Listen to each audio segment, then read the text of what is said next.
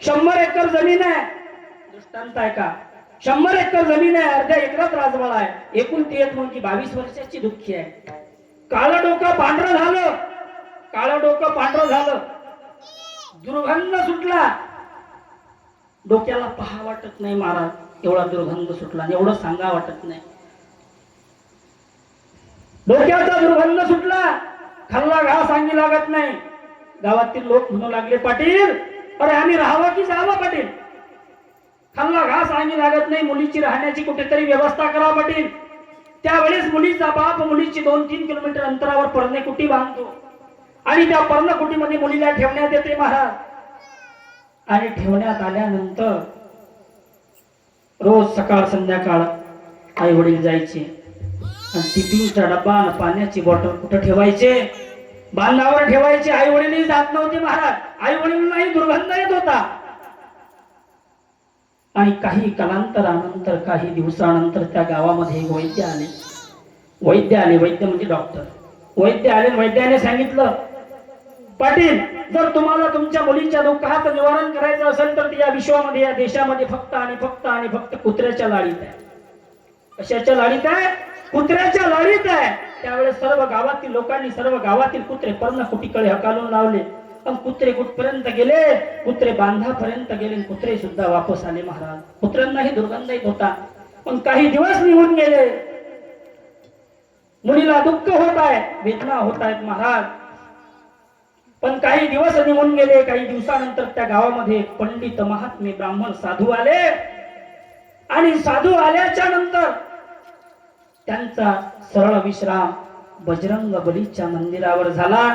आणि बजरंग बलीच्या मंदिरावर विश्राम झाल्याच्या नंतर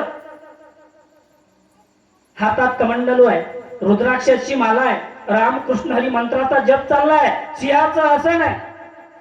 आणि महाराज बजरंग बली समोर बसतायत. आणि संध्याकाळची वेळ होती. गावातील लोक दर्शनाकरता येऊ लागले बजरंग बलीच्या मंदिरावर.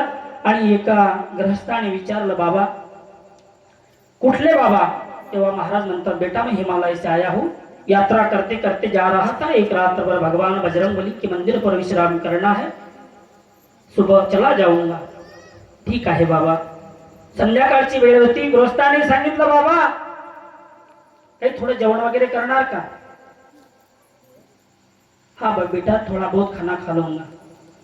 त्यावेळेस तो गृहस्थ घरी जातो आणि घरी गेल्याच्या नंतर टिफिनचा डब्बा आणि पाण्याची बॉटल मंदिरावर घेऊन येतो. आणि मंदिरावर घेऊन आल्याच्या नंतर महाराज जेवण करायच्या अगोदर थोडं प्रवचन करतात. आणि प्रवचन केल्याच्या नंतर महाराजांनी जेवण केलं. आणि जेवण केल्याच्या नंतर सर्व गावातील लोक उठून उभे राहू लागले.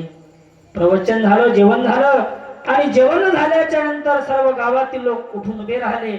आणि उठून उभे राहिल्याच्या नंतर त्या पर्णकुटीकडून या बजरंग बलीच्या मंदिराकडे काय येत होता?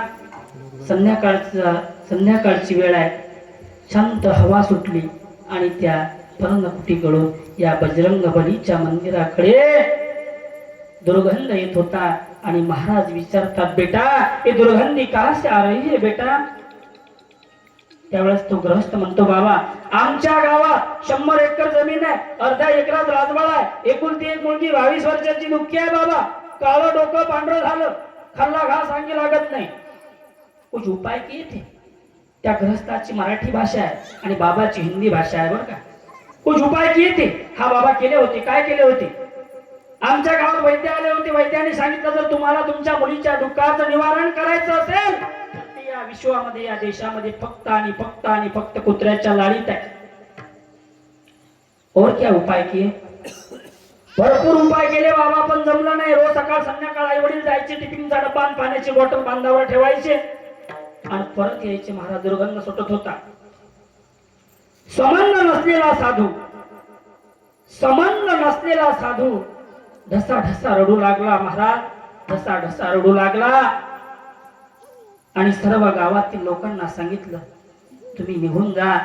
दिन भर खेत में काम करने के बाद थके होंगे, बहुत दिन भर खेत में काम करना पड़ता है, आप सब लोग घर चले जाओ.